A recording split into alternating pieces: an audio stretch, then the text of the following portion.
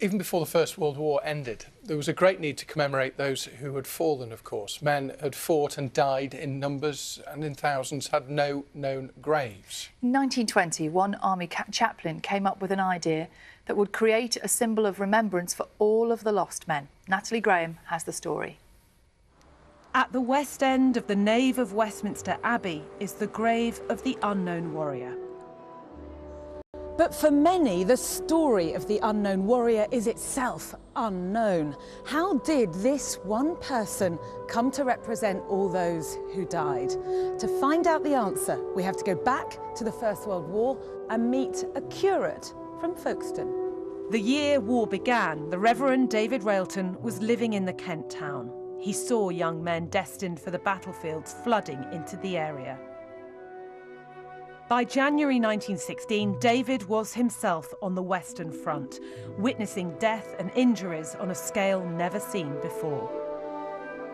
One night after he had been conducting a burial service, there was a simple grave in which there was a white wooden cross, which someone had written on in black penciled letters, an unknown British soldier. My grandfather said that just started him thinking as to who that person was. Well, of course, he'd served on the Western Front. He'd seen the makeshift graveyards for soldiers. They didn't look like this. They would have been rows of wooden crosses, often in small groups, many of them, of course, unidentified. Now the war was over, his idea was to choose one fallen soldier whose identity could never be traced and bring him back to be buried with full honours in Westminster Abbey. He would represent the fallen, but the heart of the idea was that for anyone grieving, it could be their loved one buried among kings.